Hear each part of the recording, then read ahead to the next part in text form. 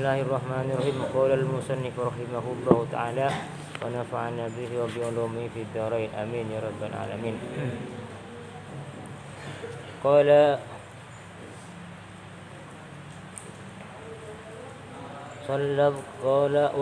berkata an-nabi siapa kanjeng Nabi Muhammad faqihun wahidun mutawarri'un faqihun orang alim fikih, alim ilmu syariat dan mengamalkan ilmunya.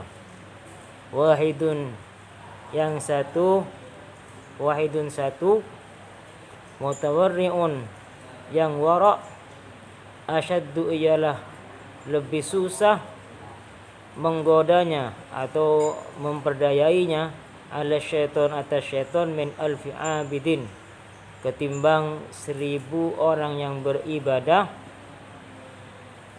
mujtahidin yang sungguh-sungguh dalam ibadahnya, tetapi jahilin yang bodoh, tak punya ilmu, wari'in dan juga wara'. Jadi kata Rasulullah, orang alim fikih, orang alim maksudnya mengetahui ilmu syariat dan dia mengamalkan ilmunya, itu sangat susah bagi setan, bahkan lebih susah menggoda bagi setan dibandingkan orang yang beribadah, ahli ibadah, ahli sholat, ahli baca Quran dan sebagainya, dan dia semangat dalam ibadah tetapi dia bodoh. Artinya saking utamanya orang yang memiliki ilmu. Bahkan ada kisah di dalam kitab Durratun Nasihinnya, mungkin ini sering kamu dengar, saya katakan lagi di sini. Ada setan lagi kabur gara-gara kaburlah dari masjid. Kenapa kabur? Ditanya, kenapa kamu kabur? Begini, saya kabur itu saya rencana mau masuk masjid. Di dalam masjid itu ada orang sholat, saya ingin mengganggu orang sholat di dalam masjid itu. Tetapi di pintu masjid itu ada orang alim lagi tidur. Ada orang alim lagi tidur di pintu masjid. Saya lari bukan takut kepada orang yang sholat. Kalau yang sholat itu gampang, dia orang bodoh. Saya lari takut kepada orang yang alim. Loh, kenapa takut? Gitu kan ya. Kok orang alim lagi tidur, kamu takutin? Kan tidur ya, tapi ditakutin. Apa kata setan? Jawabannya, saya takut ketika saya memaksa masuk ke dalam, orang alim itu bangun. Ketika bangun, orang alim itu tahu ternyata di dalam ada orang bodoh. Akhirnya yang bodoh itu diajar ilmu sama orang alim ini. Ketika yang bodoh ini diajar ilmu, maka dia jadi alim juga, kan begitu ya. Kalau dia jadi alim, wah semua alim saya makin susah menggoda, kata setan. Intinya apa? Intinya orang yang dibenci setan itu orang yang alim sebetulnya. Termasuk kalian semua ini yang menjadi kadir-kadir orang alim nih ya. Calon-calon alim ini lagi dibenci oleh setan nih. Makanya kalau ngaji itu susah banget ya, malas dan macam-macam kan ya. Ya, saya sering lihat tuh, kadang-kadang ada santri di antara kalian, mungkin ada di antaranya sekarang atau enggak ada ya, disuruh ngaji sama disuruh keluar entah kerja apa tuh lebih senang suruh kerja. Ada itu ya orang seperti itu. Jadi lebih enak disuruh keluar apa entah kerja, entah bersihin apa, daripada suruh ngaji itu lebih senang. Kenapa? Karena memang untuk mencari ilmu ini godanya sangat banyak. Mungkin dengan bahasa yang saya sering katakan kalau sama anak-anak itu, ketika kamu ngaji itu sama setan, matamu tuh diginiin tuh, suruh tidur itu. Tidur jangan ngaji gitu ya. Apa setan benci kepada orang menuntut ilmu, takut jadi orang alim. Kenapa? Karena sudah jadi orang alim, dia susah untuk menggodanya. Tetapi di sini al-alim itu dimaksud wari'in, orang yang wara'. Apa wara'? Wara' itu hati-hati ya. Kamu boleh tulis di kitabnya. Wara' ialah tarku ma la ba'sa fihi khaufan minal wuqu'i fima fi ba'sun. Artinya apa? Wara' itu ialah meninggalkan sesuatu yang tidak apa-apa, takut terjadi apa-apa.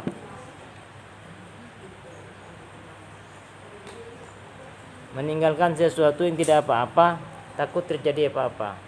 Apalagi jelas akan berbahaya. Yang tidak berbahaya hanya khawatir saja, itu ditinggalkan. Itu namanya wara'. Ya. Saya ulangi lagi, wara' ialah meninggalkan, kalau bahasa Indonesia meninggalkan sesuatu yang tidak apa-apa, takut terjadi apa-apa. tarku ma la ba'sa fihi khaufan min al-wuqu' fi ma fihi ba'sun. Itu bahasa Arabnya. Jadi kalian lagi menuntut ilmu, lagi dibenci oleh setan. Setan sangat mengharap kalian jadi orang bodoh semua, biar mudah digoda.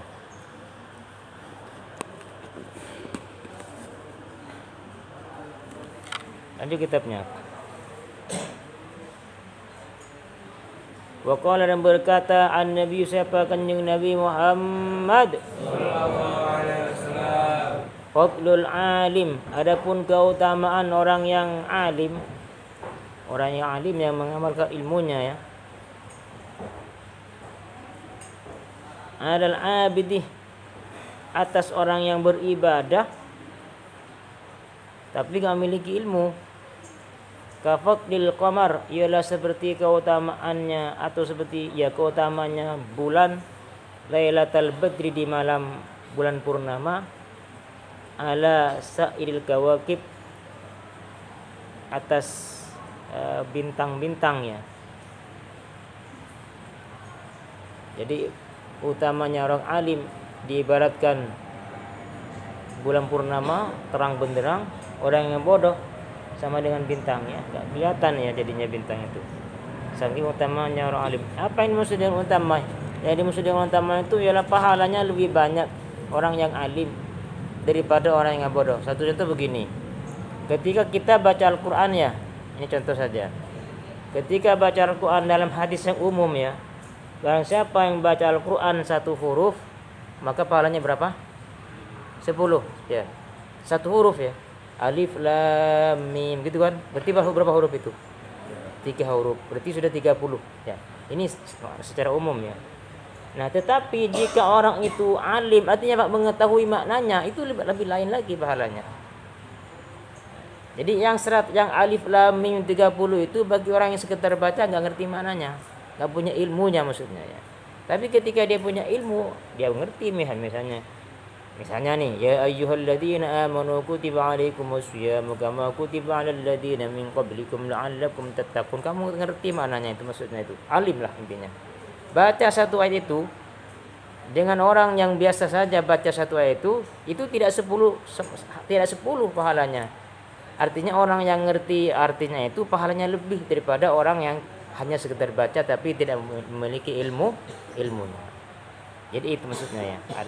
Makanya dikatakan barusan keutamaan orang alim kepada orang yang bodoh itu diibaratkan apa?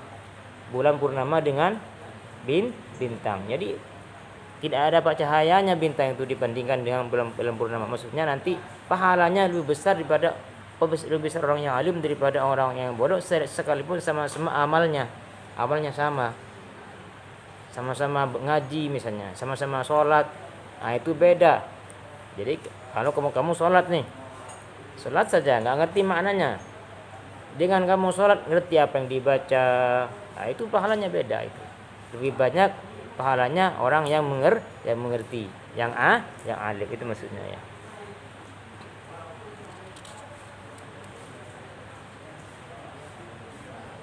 Waqala, berkata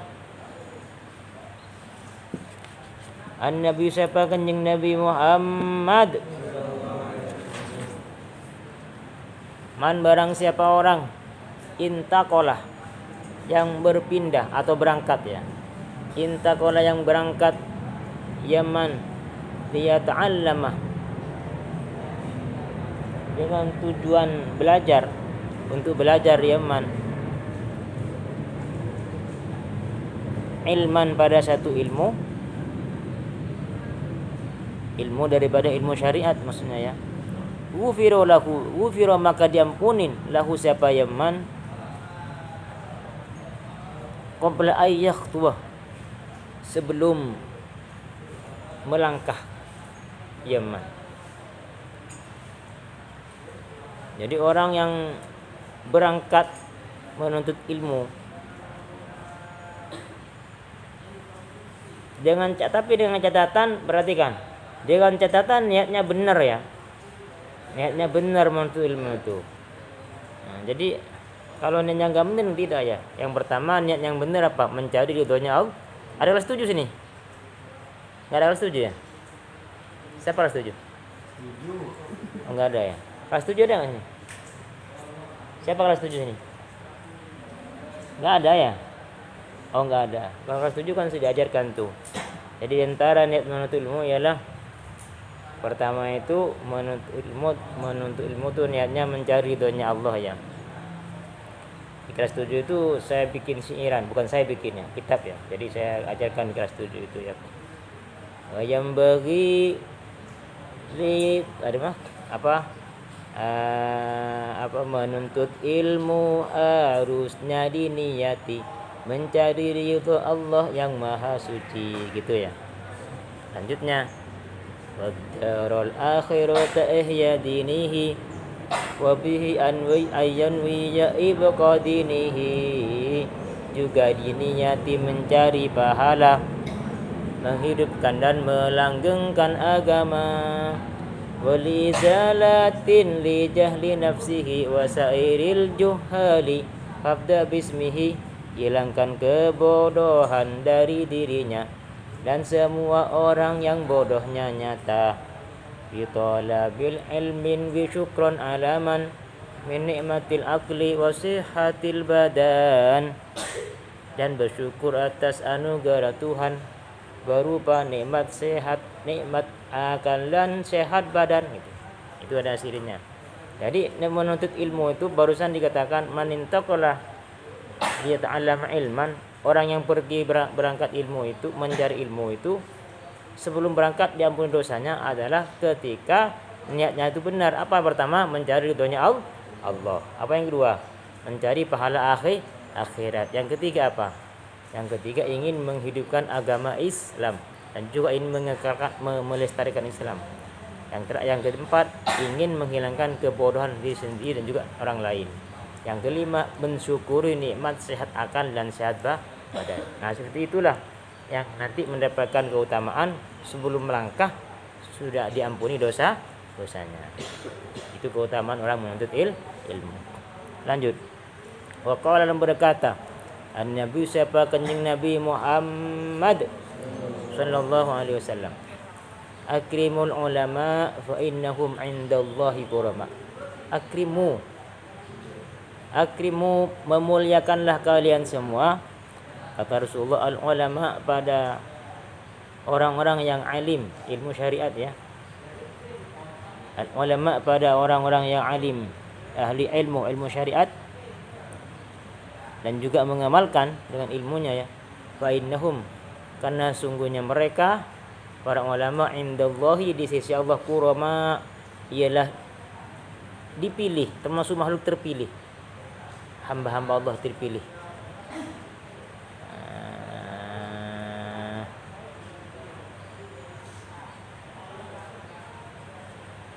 Mukramuna, dan dimuliakan mereka semua ai indal malaika.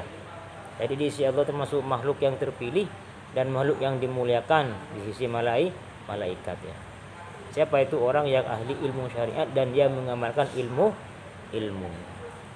Makanya semangat cari ilmu ya, supaya jadi orang yang mulia. May yuridillah bihi khairan yufaqihu fiddin. Orang yang telah Allah kehendaki menjadi orang baik, dia akan diberikan pengertian atau pemahaman tentang ilmu-ilmu agama. Jadi orang-orang yang alim itu memang sudah Allah kehendaki menjadi orang yang baik, orang yang terpilih ya. Maka hormati mereka, beliau-beliau. Oke, saya nanya dulu, apa di antara kemarin cara menghormati orang yang ahli ilmu? Kemarin. Apa di antaranya? Kan ada keterangan kemarin tuh. Apa di antaranya? Di antara menghormatin, Apa lintang? Ya, memberi salam. Bagus. Barang siapa yang memberi salam kepada orang alim, apa pahalanya? Ya, apa? Apa Dil?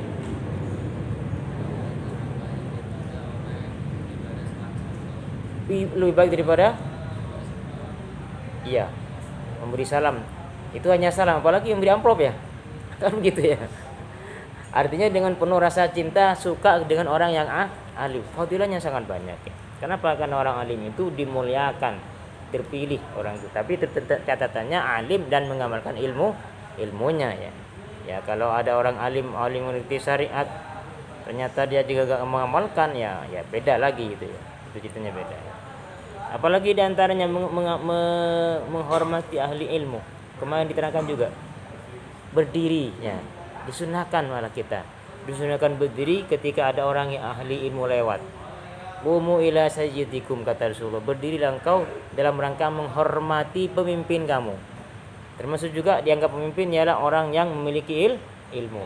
Termasuk yang pemimpin langsung, misalnya Pak Bupati yang adil, tapi ya Bupati atau Presiden atau Pak Lurah atau Pak RT bahkan, itu memimpin kita ya dalam lingkup yang lebih kecil, yang adil. Apalagi Pak RT sini, Pak RT kita itu beliau luar biasa. Ketika pengajian sini luar biasa beliau mendukung.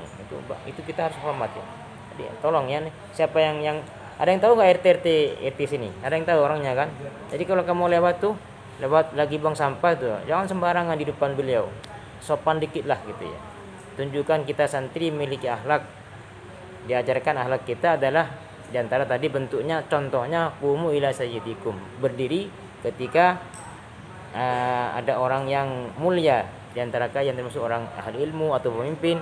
Ini hanya contoh saja ya, contoh berdiri. Bukan hanya berdiri ya, bentuk-bentuk yang lain yang bentuknya penghormatan, akhlak kepada orang tersebut. Itu maksudnya ya. Apalagi yang main berdiri kepada siapa? Kepada orang tua juga sama. Orang tua datang lewat, ya kamu berdiri dalam rangka menghormati beliau. Ini akhlak yang diajarkan oleh Rasulullah juga dan juga para ulama, yang lanjut oleh para ulama ya kepada kita semua. Lanjut kitabnya.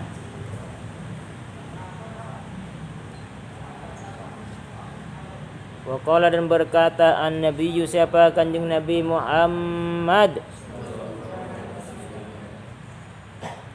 man barang siapa orang nadhara yang melihat Yaman ila wajhil alim, kepada wajahnya orang alim, nadhratan dengan satu pandangan, fafariha dengan satu pandangan, fafariha biha bitilkan nadhrah, fafariha dan bahagia dan berbahagia Yaman biha dengan melihat tersebut, melihat merasa bahagia. Khalaqallahu ta'ala min tilkan nadhrah malakan, khalaqa maka menciptakan atau menjadikan, khalaqa maka menjadikan Allah Ta'ala, siapa Allah Ta'ala, min tilkan nadhrah, sebab dari itu penglihatan yang bahagia kepada orang yang alim, menciptakan apa? Malakan, pada satu malaikat, yastaghfiruh, memohonkan ampun ya malaikat, aidzalikal malak, lahu kepada orang yang melihat, ayat an-nadir, lahu kepada orang yang melihat tadi, ila yaumil qiyamah, sampai hari kiamat. Di orang yang melihat orang alim dengan pandangan, satu pandangan saja, dengan pandangan penuh kebahagiaan, maka Allah Ta'ala ciptakan pandangan, satu pandangan itu satu malaikat, yang mana malaikat itu akan memohonkan ampun kepada orang tersebut sampai hari kiamat ya.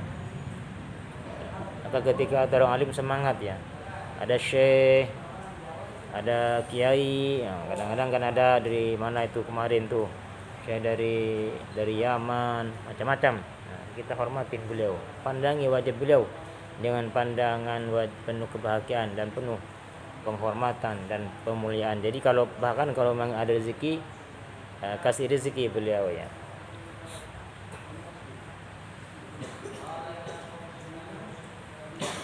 Waqala, berkata an-nabi, siapa kanjeng Nabi Muhammad, man akrama aliman, man barang siapa orang, ini lagi nih, ini jaminan dari Rasulullah, man barang siapa orang akrama yang memuliakan Yaman aliman, pada orang alim, faqad akramani, maka sungguh telah memuliakan Yamani kepadaku, kata Rasulullah. Faqad akram, maka sungguh telah memuliakan Yamani kepadaku. Orang yang memuliakan orang alim, maka kata Rasulullah, seakan-akan dia memuliakan aku. Kita sudah enggak ada Rasulullah ya, sudah 1000 tahun lebih Rasulullah wafat, tapi kita nggak bisa memuliakan Rasulullah. Masih ada kesempatan. Bagaimana caranya memuliakan Rasulullah? Memuliakan para orang-orang yang alim. Itu sama dengan seakan-akan dia memuliakan Rasulullah sallallahu alaihi wasallam.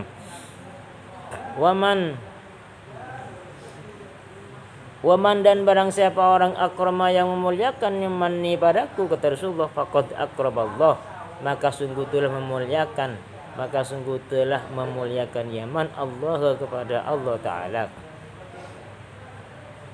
Waman dan barang siapa orang akrama yang memuliakan Yaman Allah pada Allah, fama wahu, maka adapun tempatnya Yaman al jannatu ialah surga.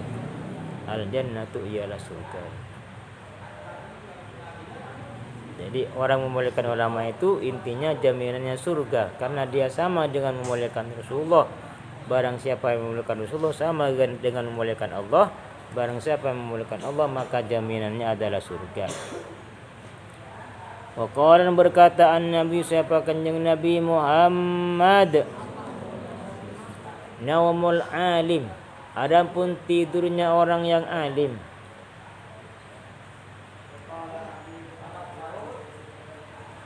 Naumul alim, adapun tidurnya orang alim, afdalu, ialah lebih utama, min ibadatil jahil, ketimbang ibadahnya orang yang bodoh. Ai naumul alim alladhi yura'i adabal ilmi afdalu min ibadatil jahil alladhi la ya'lamu adabal ibadah. Jadi maksudnya di sini ialah tidurnya orang alim lebih utama daripada ibadahnya orang bodoh, ialah tidurnya orang yang alim yang dia menjaga adab-adab sebagai orang alim. Artinya tadi itu orang alim yang mengamalkan ilmunya, ya. Lebih baik daripada orang yang beribadah tapi dia nggak ngerti adab-adab beribadah, ya. Nggak ngerti adab. Contoh begini, ada orang bodoh. Nah, ini banyak di kampung. Dulu saya pernah, ini cerita saja, sekedar cerita, ya. Jadi orang di kampung itu mungkin pernah ngaji dulu, ya. Auratnya orang laki-laki dalam sholat mana? Coba saya nanya dulu. Auratnya laki-laki dalam sholat mana? Antara pusat dan lutut, ya. Jadi ada dulu tuh saya pernah lihat berkali-kali, saya lihat orang-orang dulu, tapi orang yang memang bukan santri, ya. Jadi ketika biasanya itu pas duhur itu, kan duhur kan memang cuaca panas, ya. Jadi sering saya lihatin ketika sholat dia hanya pakai apa? Pakai sarung, ya. Sarungnya langsung diginiin.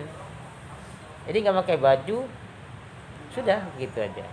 Ya memang sah, ya, sah kan, ya. Kenapa? Karena auratnya laki-laki ketika sholat antara pusat dan lutut. Sah, ya. Tapi apakah itu punya adab namanya? Tidak punya adab. Artinya beda. Tapi kalau orang alim gimana, lihatin. Ketika menghadap kepada Allah, pakai baju yang bagus, pakai surban, bahkan pakai apa? Pakai gamis. Kalau apa itu kadang-kadang sampai bukan hanya satu yang dipakai gamisnya itu, sampai kadang-kadang 2. Karena ingin menghadap kepada Allah, kita milik apa? Tampilkan selain hati juga bagus, ya. Tapi badan ini juga kita tampilkan. Allahu jamil yuhibbul jamil. Allah itu akan maha indah, suka kepada yang indah, ya.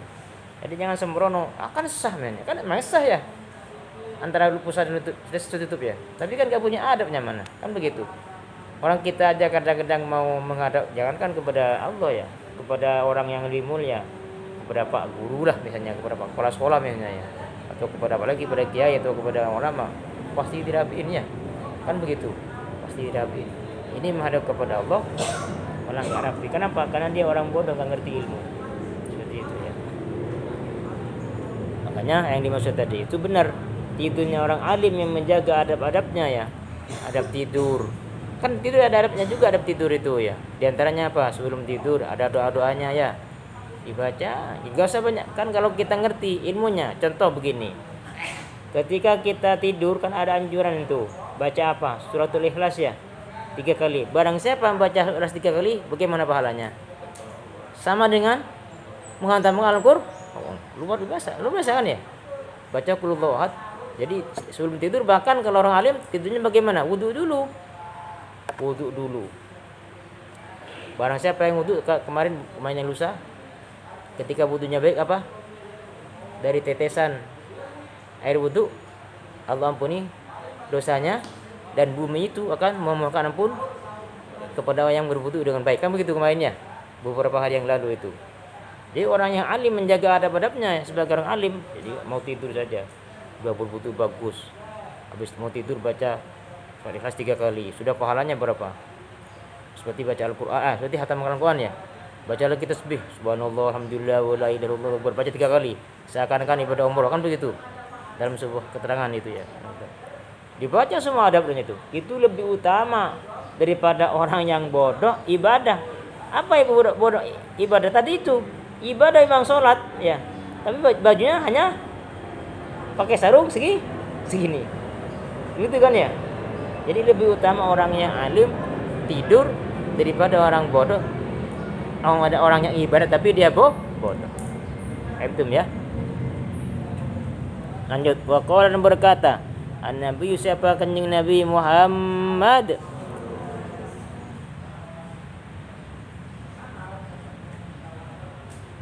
man ta'allama baban, man barang siapa orang, sedikit lagi ya. Man barang siapa orang ta'allama yang belajar yaman baban pada satu ilmu minal ilmi daripada ilmu ya'malu bihi aw lam ya'malu yang ingin mengamalkan yaman bihi dengan ya ilmu aw lam ya'mal atau tidak mengamalkan yaman bihi dengan ilmu, kana afdalu min ayyusalliya alfa raka'atin tatawuan, kana maka ada ya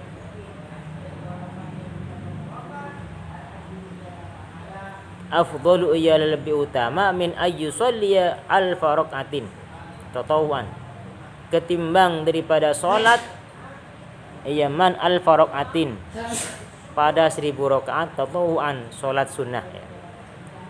Orang belajar ilmu satu bab saja ya, baik dia mengamalkan atau tidak, maka lebih baik daripada salat berapa? 1000 rakaat. Ya, termasuk kita kan lagi belajar ilmu nih. Ya, ini keutamaan belajar ilmu sekalipun enggak diamalkan, apalagi nanti diamalkan ya. Belajarnya saja ya. Belajar saja nih, belajar saja. Makanya ada riwayat pernah Rasulullah itu suatu saat masuk di masjid ngelihat orang lagi bikin halakoh ya. Satunya halakoh baca Quran. Kalau baca Quran hukumnya apa? Wajib apa sunnah? Sunnah ya. Ada lagi satu halakoh bikin lagi halakoh apa? Membahas ilmu. Nah, Rasulullah itu pergi kepada yang halakoh menuntut ilmu itu. Lebih mendukung kepada, artinya apa? Kalau halakoh baca Quran kan sunnah, dapat pahala bagus memang ya. Tapi diberkahi diri sendiri. Tapi kalau ilmu bisa saja nanti kita sebarkan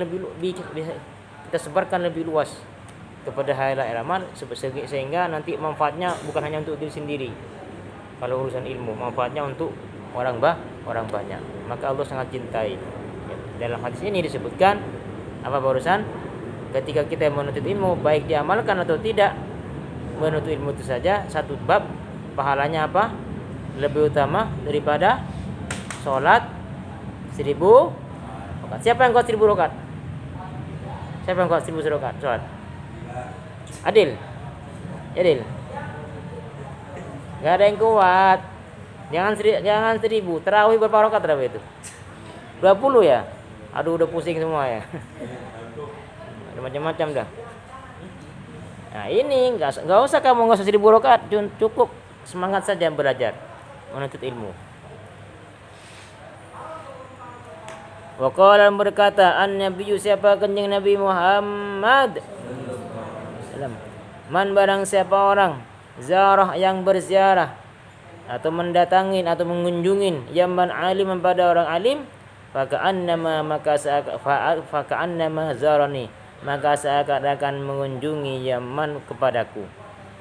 Faka'annama zarani, maka seakan-akan mengunjungi Yaman ini kepadaku. Waman barang siapa orang sofah yang apa? Sofah itu berjabat tangan.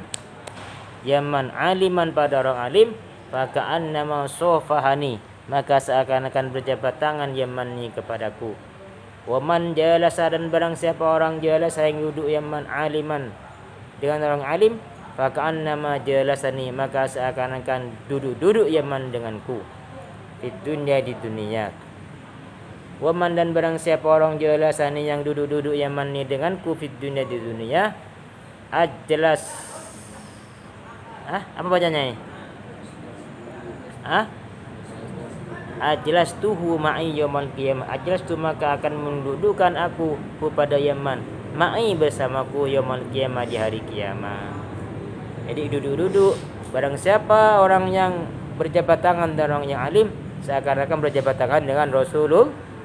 Barang siapa yang berziarah, berkunjung kepada orang alim, seakan-akan berkunjung kepada Rasulullah.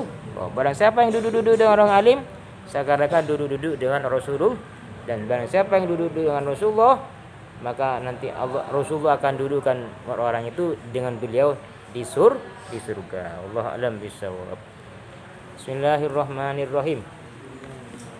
Oh iya, ada sesi tanya jawab. 3 menit saja, jangan banyak-banyak. Al-babu tsalitsu. Ini ialah bab yang ketiga. Fi fadilati bismillahirrahmanirrahim, menerangkan tentang fadilahnya bismillahirrahmanirrahim.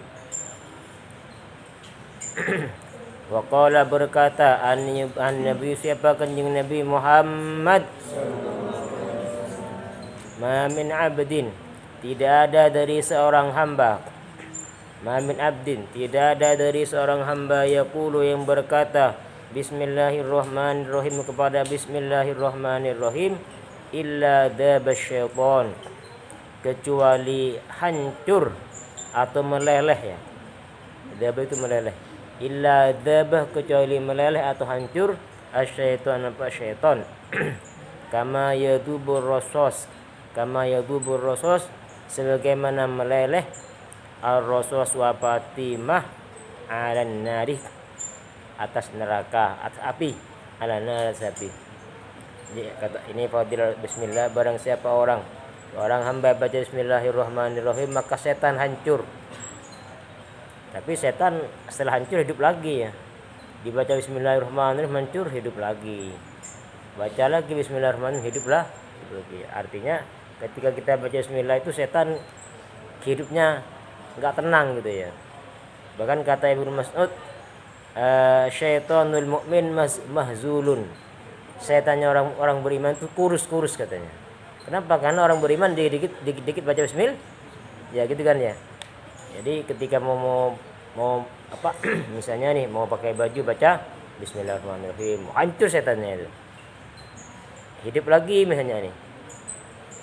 Baca lagi ketika mau pasang peci, bismillahirrahmanirrahim, hancur lagi.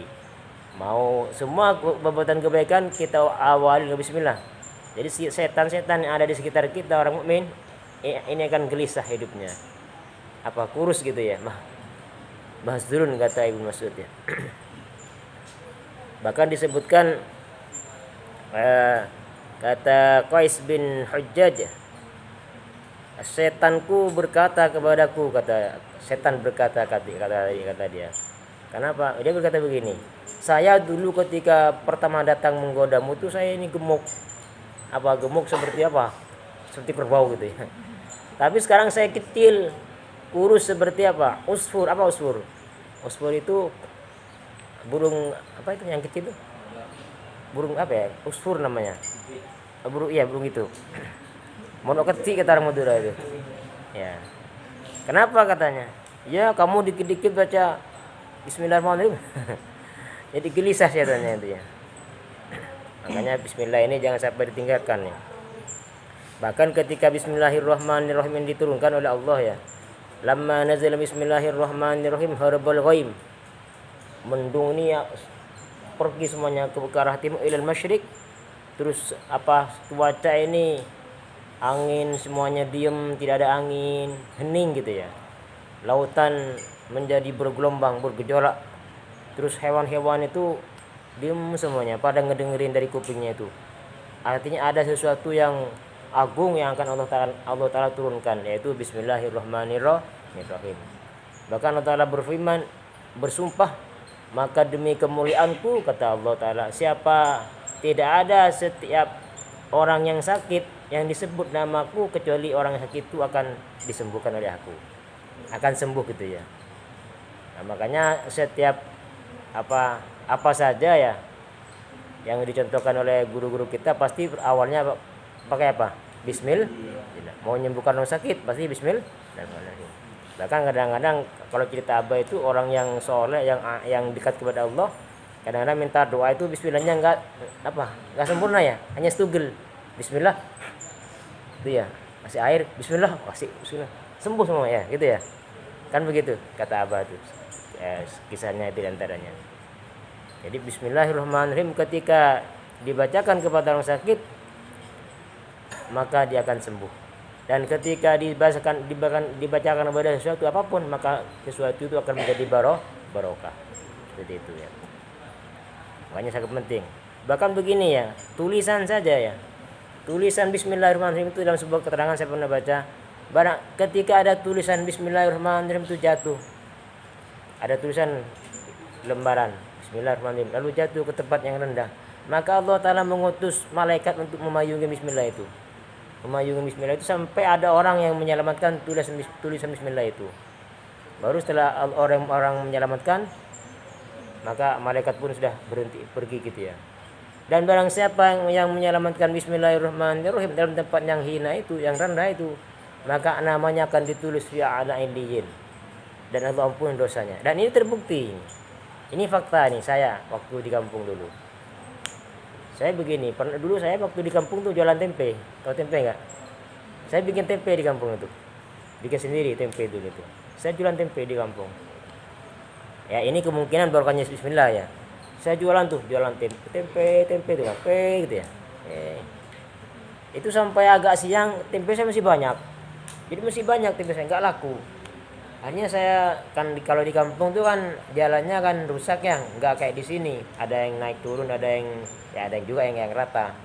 Pas ketika itu saya di tempat yang naik turun, pas ditanjakan tuh di sungai itu, saya pakai sepeda pancal, saya sepeda ontel tuh, saya dorong sepeda itu kata naik. Pas tiba-tiba saya noleh ke arah kiri itu ada kertas tertulis bismillah. Pas ketika itu saya baru baca kitab tentang fadilah keutamaan bismillah itu. Ketika ada tulisan bismillah jatuh ke tempat yang hina, Allah Ta'ala turunkan malaikat untuk memayungin itu kan. Saya ingat dengan yang pernah saya baca itu. Oh ini kok bismillah gitu kan. Lalu saya ambil bismillah itu. Saya masukin ke tempat uang, kan ada uang tuh. Kalau orang dagang tuh ya sini ya. Saya masukin tuh. Terus saya jalan-jalan tuh. Ternyata apa yang terjadi? Nggak lama kemudian tempe saya itu habis itu. Dengan saya itu laris gitu ya. Padahal udah siang. Artinya kan kalau siang itu kan orang kalau di kampung tuh kan biasanya masak pagi kan ya. Jadi kalau siang nggak mungkin masak kan. Artinya kalau ketika saya datang siang udah selesai semua masakannya. Nggak mungkin ada yang beli. Tiba-tiba ada yang dibeli satu orang tuh kalau nggak salah itu. Masih banyak masih banyak. Langsung dibeli sama orang langsung. Ternyata orang itu katanya nanti malam mau bikin mau bikin hajatan penduri kecil-kecilan tuh rutinan. Kalau kata Mahathir itu sarwaan gitu ya. Nah, jadi saya yakin tuh mungkin tempe saya laris gitu ya. Yang tidak masuk akal itu mungkin barokahnya saya menyelamatkan bismillahirrahmanirrahim. Seperti itu keyakinan saya. Makanya sering saya katakan kepada yang sering ngedidik saya ya. Kalau bismillah itu kalau nulis bismillah ya, jangan sampai nulis di kertas lembar. Kenapa? Karena kalau kertas lembar takutnya setelah ditulis disembarangkan kan begitu ya. Lalu tinggal begitu saja. Akhirnya jatuh ke tempat yang rendah. Padahal ada bismillahnya. Ada 3 asma Allah kan ya. Bismillah, Allah, Ar-Rahman, Ar-Rahim di situ. Yang kemarin, pada kesempatan kapan saya bilang tuh? Kesempatan 3 hari seminggu yang lalu ya. 2 minggu kalau nggak salah itu. Nanti amalnya umatnya Nabi Muhammad ini ketika ditimbang itu sangat bobot, berat. Padahal amalnya enggak begitu banyak. Ternyata apa? Yang berat itu ketika amalnya. Kenapa? Bisa berat karena umatnya Kanjeng Nabi Muhammad ini biasa membaca Bismillahirrahmanirrahim. Bisa memberikan timbangan juga itu ya. Nah, makanya jadi kalau kamu mau nulis Bismillahirrahmanirrahim jangan tulis di kertas lembar. Takutnya disembarangkan. Termasuk di soal itu. Kan ada soal ujiannya. Itu kalau pas anak yang anak saya itu ya, pas ada bismillahnya saya omelin tuh. Terus saya hapus. Saya hilangkan, dihapusin sampai nggak ada tulisan Allah dan Ar-Rahman Ar-Rahim itu.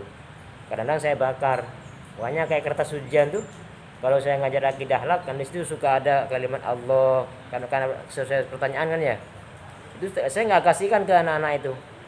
Nah, sedih kan ya. Kenapa? Karena kalau soal takutnya habis dikasih dibuang-buang gitu ya. Karena kan memang kertas bukan sesuatu yang apa ya, beda dengan buku kan ya. Kalau buku mungkin disimpan. Nah, lalu saya bakar itu. Takutnya tulisan-tulisan kalimat-kalimat Allah itu disembarangkan lalu kena injak-injak. Nah, siapa yang dosa? Yang kita yang tahu ini. Yang sudah tahu hukumnya itu yang kena. Kalau anak SD kecil nggak tahu apa-apa deh. Kita yang kena nanti. Jadi itu ya. Jadi saya juga himbau oleh kalian semua ya. Kalau nulis bismillah, tulis di tempat yang mulia, yang sekiranya tidak disembarangkan. Bisa di buku dan sebagainya ya. Lanjut. Wa qala dan berkata Nabi siapa kanjeng Nabi Muhammad ma min abdin tidak ada dari seorang hamba yaqulu yang berkata bismillahirrahmanirrahim pada bismillahirrahmanirrahim illa amarallahu ta'ala al-kiram kecuali menyuruh siapa Allah Ta'ala menyuruh al-katibina kepada malaikat tukang tulis ya, malaikat tukang tulis amal menyuruh kepada malaikat tukang tulis amal ayat tubuh untuk menulis ya katibin fi diwanihi di dalam bukunya Allah atau buku koleksinya Allah gitu ya, gitu aja bacanya ya secara makna harfiah ya. Menulis arba'ami'ati hasanatin pada 400 kebaikan. Jadi ketika ada orang baca bismillahirrahmanirrahim itu ditulis berapa kebaikan? 400 kebaikan di sohaifi di bukunya Allah, di buku khusus lah gitu ya. Jadi ada pahalanya banyak ya.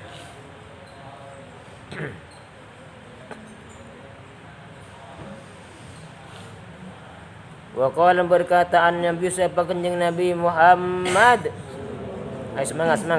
Man barang siapa orang qala yang berkata ya man bismillahirrahmanirrahim pada bismillahirrahmanirrahim marratan satu kali lam yabqah maka tidak akan tersisa min dunubihi dari dosa-dosanya jaman dosa-dosa yang kecil ya. Min dunubi dari dosanya yang kecil darratun walau apa dosa sebiji atom atau sebiji partikel. Jadi artinya bismillahirrahmanirrahim ini juga bisa menghapus dosa kecil ya. Tapi jangan jangan disengaja ntar dosa kecil ntar saya baca bismillah terhapus gitu ya. Jangan seperti itu ya. Ada dosa kecil dikerjakan. Kamu sisirin dosa kecil, tenang aja, saya punya penangkalnya bismillah gitu. Jangan ya. Nggak boleh begitu ya. Yang intinya kita dianjurkan untuk mengamalkan bismillah lah seperti itu ya. Jadi ketika setelah ngaji kitab ini mari kita anjurkan, kita amalkan pekerjaan yang baik, awali semuanya dengan bismillah. Mau pakai baju bismillahirrahmanirrahim, mau berangkat ngaji bismillah, ambil buku bismillahirrahmanirrahim. Semuanya kita bahkan bisa dibaca tiap melangkah bismillahirrahmanirrahim. Kan enggak susah ya, enggak berat ya. Bismillahirrahmanirrahim. Pahalanya besar. Apa tadi di antaranya? Allah Ta'ala merintahkan kepada malaikat katibin menulis berapa pahala kebaikan? 400 kebaikan. Di samping apa? Di samping setan akan hancur, akan meleleh. Terus lagi begini ya. Nanti baca dulu. Wa qala berkata, An-Nabi siapa kanjeng Nabi Muhammad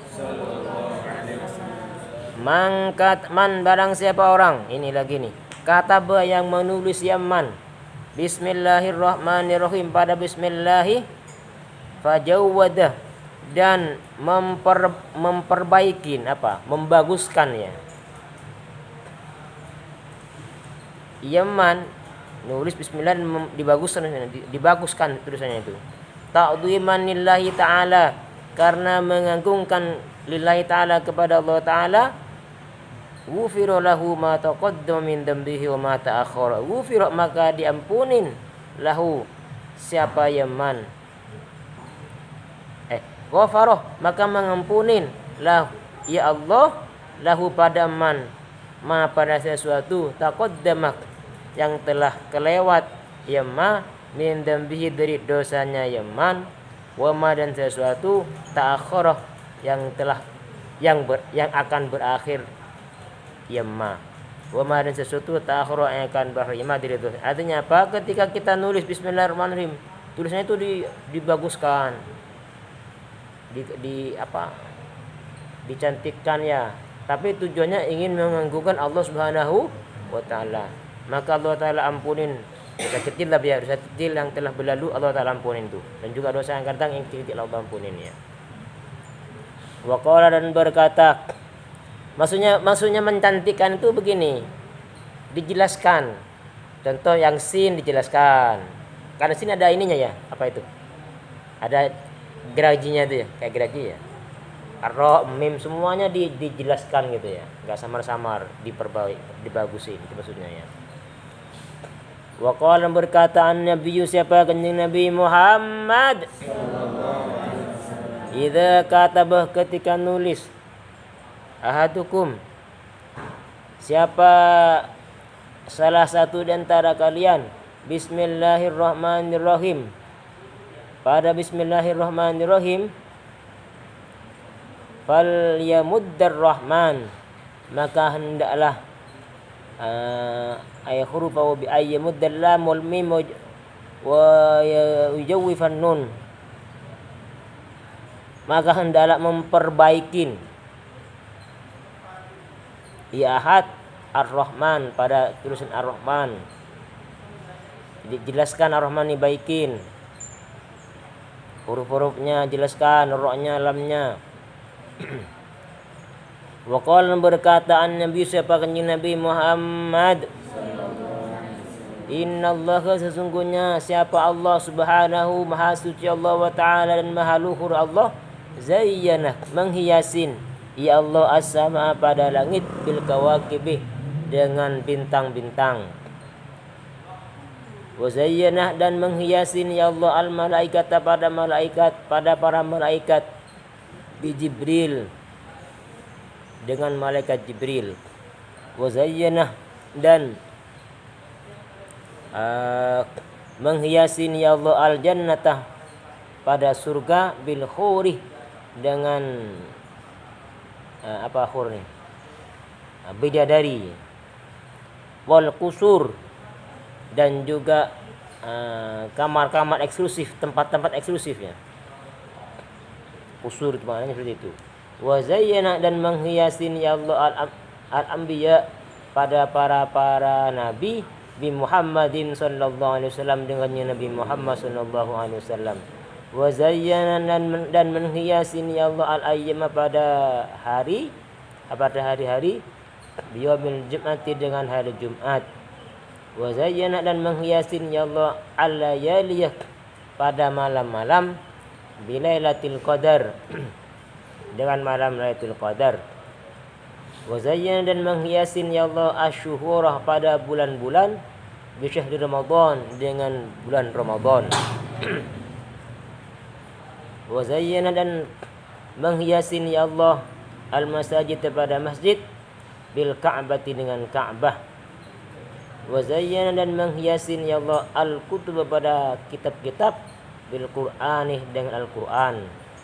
Wa zayyana, dan menghiasin ya Allah Al-Qur'an, pada Al-Qur'an, bismillahirrahmanirrahim, dengan bismillahirrahmanirrahim ya. Jadi bahkan maknanya Al-Qur'an itu terkandung dalam suratul Fatihah.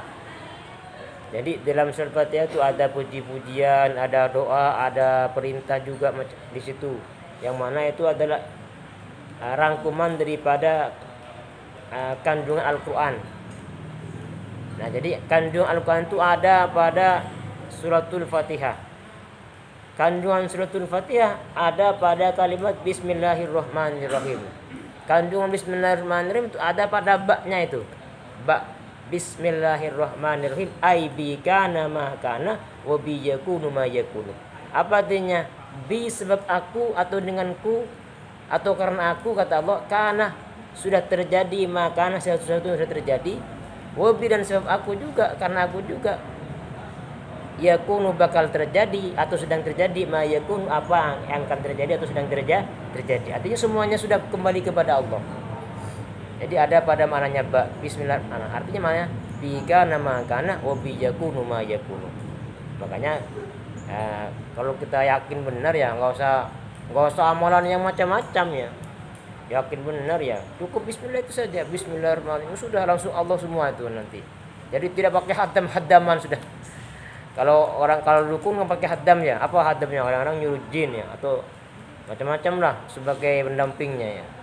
Kalau kita langsung kepada Allah, bika nama kana wa bi yakun ma yakun. Bismillah itu. Bismillah itu bismillahirrahmanirrahim. Ini silakan diamalkan bismillah ini ya. Sangat bagus ya. Di samping pahalanya besar, setan-setan yang di samping kita juga menjadi hancur. Dan juga banyak keutamaan-keutamaan yang lain. Lanjut, wa qala berkata, an-nabi siapa kanjeng Nabi Muhammad. Man barang siapa orang qala yang berkata ya man bismillahirrahmanirrahim, pada bismillahirrahmanirrahim kutiba maka ditulis ismuhu apa namanya ya man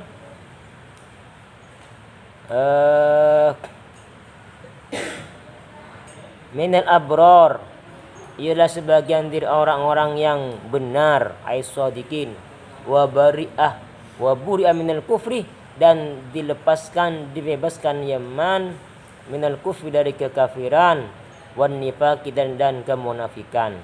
Wa qala berkata an-nabi siapa kanjeng Nabi Muhammad, man barang siapa orang qala yang berkata yaman bismillahirrahmanirrahim, pada bismillahirrahmanirrahim, wafarallahu lahu ma taqaddama min dhanbi. Ini sama dengan yang tadi ya. Wafara maka mengampunin Allah siapa Allah lahu bagi yaman masih pada sesuatu taqaddama yang telah terdahulu min dhanbi dari dosa-dosanya yaman, maksudnya dosa kecil ya. Wa qala berkata Nabi siapa Nabi Muhammad, idza kumtum ketika berdiri engkau atau bangun dari tempat majlis ya, faqulu maka berkatalah kalian semua, berkata kepada bismillahirrahmanirrahim, wa sallallahu ala sayyidina Muhammadin wa ala alihi wa sahbihi wasallam. Berkata pada ini ya, bismillahirrahmanirrahim, wa sallallahu ala sayyidina Muhammadin wa ala alihi wa sahbihi wasallam.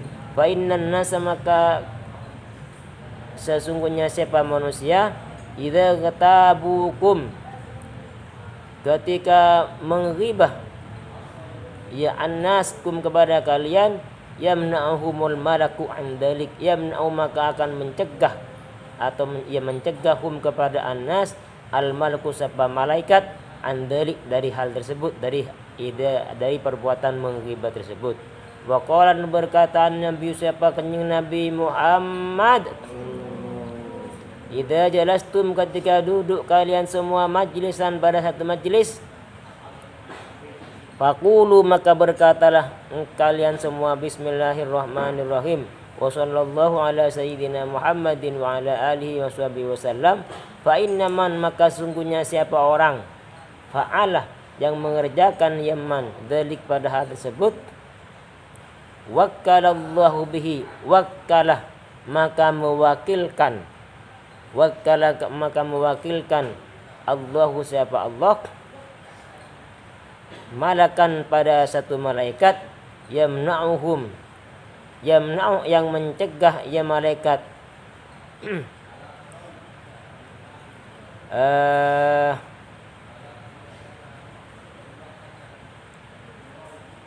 bil minal ghibati dari ghibah, hatta la yaghtabu sehingga tidak menghibah para kaum itu kepada kalian semua.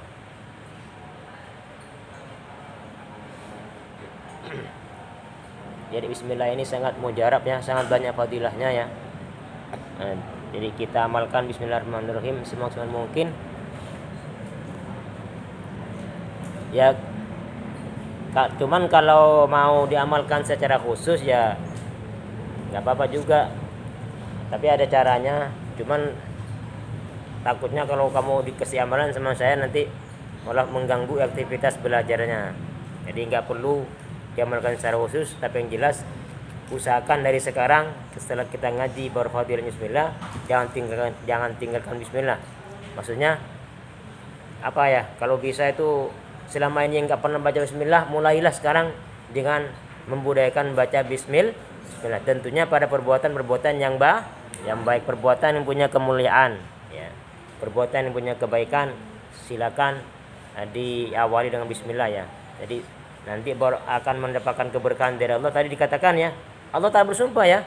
Ini jadi kata Syekh Abdul Qadir Jailani, Allah Ta'ala bersumpah, wa izzati wa jalali, demi kemuliaanku dan keagunganku tidak disebutkan namaku, yaitu bismillah kepada orang yang sakit. Kata Allah, kecuali orang yang sakit itu akan disembuhkan. Dan juga tidak disebut namaku pada sesuatu. Ini sesuatu apa saja ya? Kecuali aku akan berikan keberkahan. Ini sudah janji Allah ya. Allah sampai sumpah itu. Jadi semua kebaikan yang disebut sebelumnya itu bismillahirrahmanirrahim, maka kebaikan itu akan mendapat keberkahan. Ya, jadi semoga kita semua diberikan taufik dan hidayah oleh Allah Subhanahu wa taala ke depan bisa mengamalkan bismillahirrahmanirrahim. Wallahu a'lam bishawab. Oke, ada sesi tanya jawab, silakan kalau ada. Kalau nggak ada kita langsung baca doa. Sorry ya, saya pakai kacamata hitam, kenapa? Itu keselip. Saya cari tadi kemana tuh ya. Kebetulan ini yang hitam atas, ini hitam, tapi ini yang bawah ini plus. Saya kan plus. Jadi ini plus, ini untuk baca. Yang bawah ini, sini. Kalau nggak pakai ini nggak bisa baca saya. Jadi nggak kelihatan. Kalau pakai ini kelihatan. Tapi yang atas ini untuk hitam. Emang nggak pantas, tapi nggak apa-apa, daripada saya nggak bisa baca ya. Saya pakai entah kesilip di mana nggak tahu saya. Baca doa.